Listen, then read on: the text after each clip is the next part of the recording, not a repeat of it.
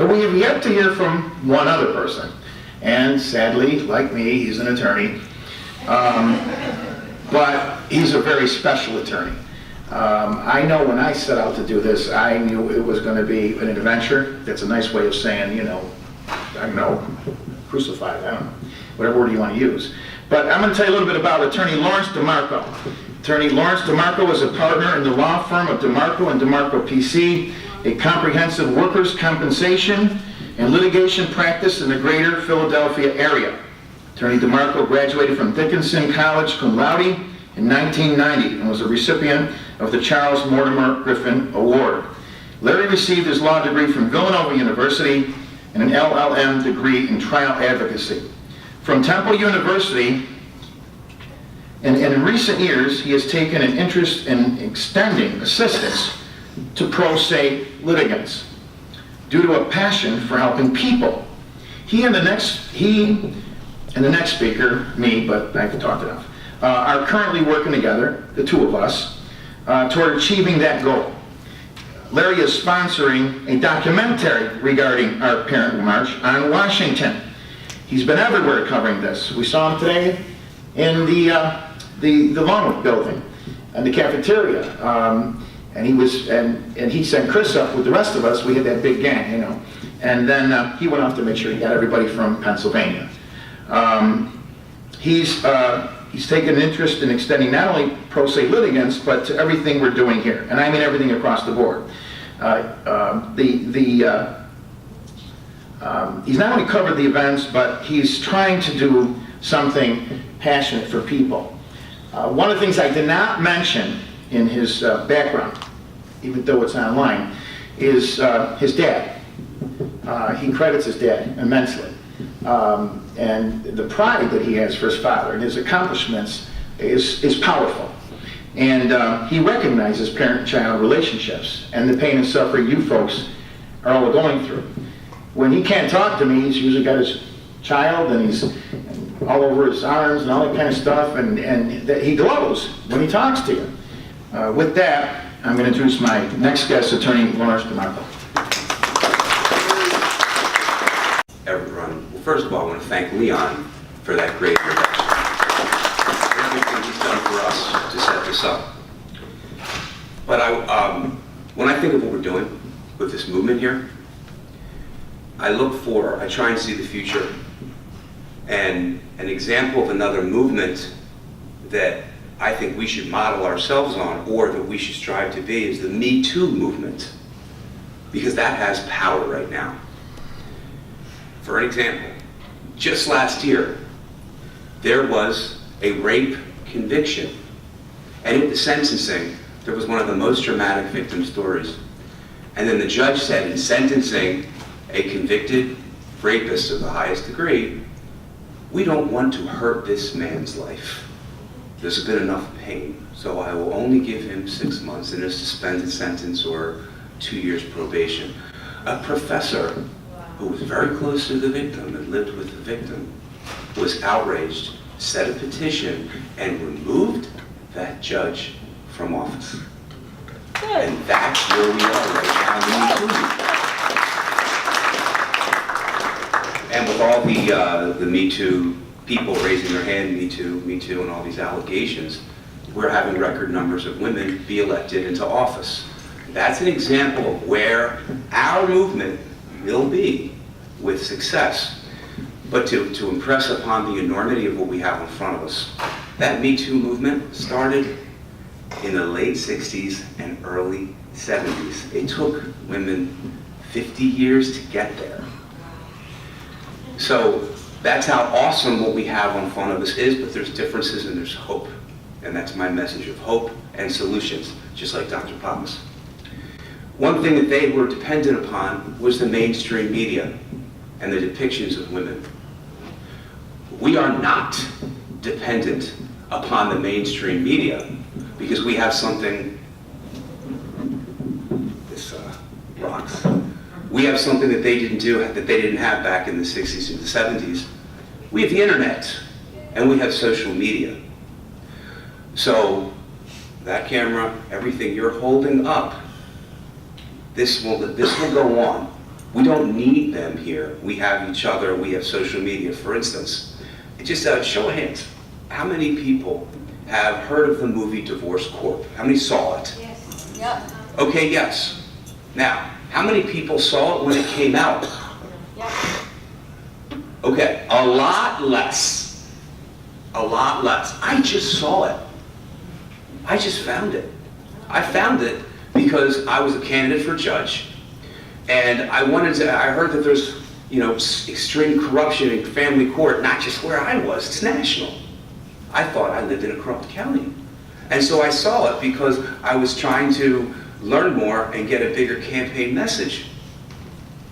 And finding Leon, I didn't know about this march. I found it on social media. I found these things on YouTube. And so this is what we have, which is why I bring a camera everywhere I go, which is why I started a YouTube channel called PA Voter Information Network.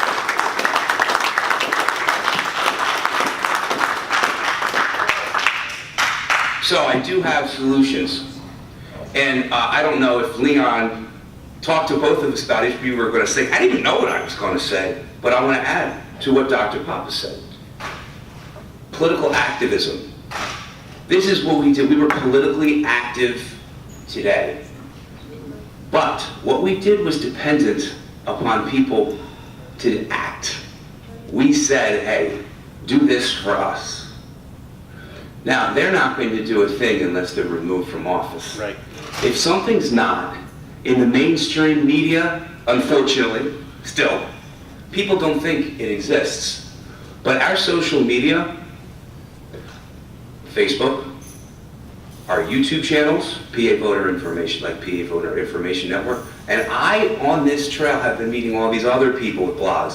What that is, it's a vehicle to put this in the public consciousness, and the mainstream media then won't be able to ignore it, and then they will have to cover it, and that's how something gradually gets moving. But even more powerfully, again, Dr. Papa almost stole my thunder, but I can add to what he said. Political activism, I strongly recommend that everyone specifically become a volunteer with your local committee. He said club, a political committee.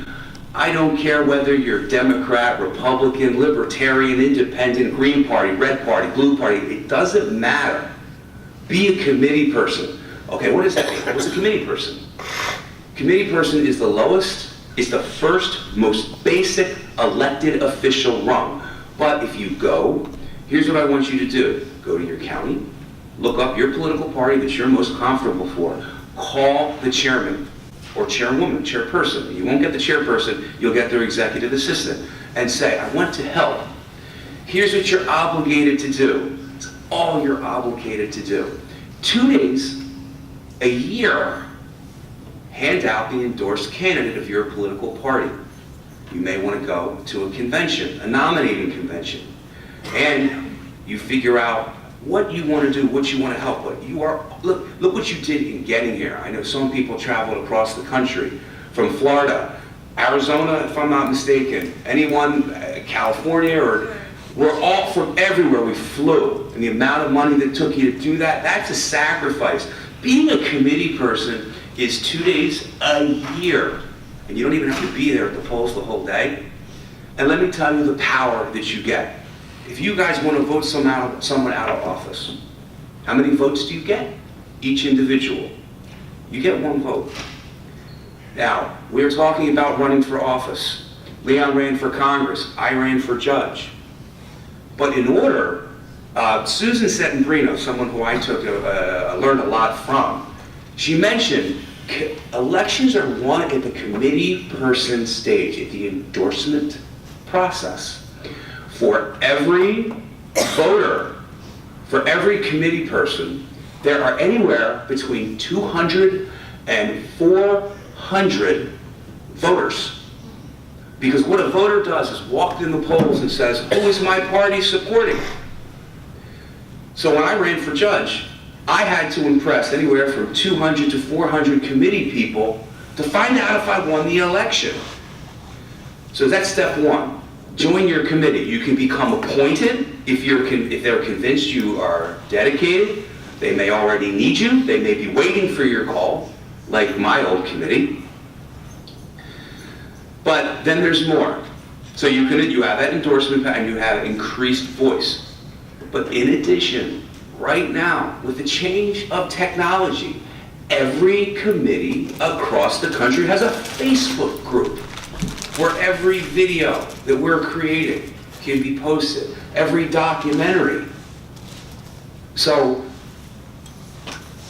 what we just do now is start it, but getting from parents' rights at the very beginning, before the mainstream media finds us, to the Me Too movement, where they can remove a judge because someone did something so obviously outrageous to the entire society, comes from your work on Facebook, your work at your local committee. This step in handing something to Congress people is the baby step, the first step to a journey. But you are armed with power sitting at your seat at home on your keyboard with social media, because you can reach thousands of people who endorse candidates. And you can join discussion groups where you talk about everything we are discussing here. I thought I was alone in the struggles that I had. Leon just said today, some people don't know about it. I didn't know about this until last year. I didn't know I wasn't alone, that we were all suffering in the same way. And I surfed the net and I saw people complaining about family law litigants. I thought they lost and they're just complaining. I had no idea. And the rest of the world out there doesn't know what you know. You have information. You're in a room where you see you're not alone. Everyone else going through this thinks they're all alone. So there is work to be done. We're busy. Now more hope. We're talking about a $50 billion annual industry. Suppose you're only 1% effective. What's 1% of $50 billion? Whatever you do, every person's ear that you reach, they're going to say, you know what, so I'm not paying this attorney anymore. Maybe I can do this myself. Or this is an epidemic. I'm joining in. So each step you take cuts into that. If you convey this to a committee, if we can share a documentary that we're creating to committees, heck, if we can share divorce court. There's a new documentary called A Racing Family coming out. And there's websites all over. We are all connected. You know how many groups, parental rights groups there are? I did a video, campaign video, where I talked about judicial accountability and eliminating immunity. It was shared 330 times across the country. And why? Again, this was Susan Settembrino's material in her lecture. She only got 1,000 views. I got 6,000 because I was a candidate, a judicial candidate taking a pledge in this video. So when you become active, when you become a committee person and say this, you will reach hundreds of people in the committee who endorse those people. Mary Gay Scanlon, my congresswoman, had to come to me for my endorsement vote. So when you become an endorser, you talk to, and you go to parties where you're filled with committee people and you speak up, that's power. That's the power of the Me Too movement.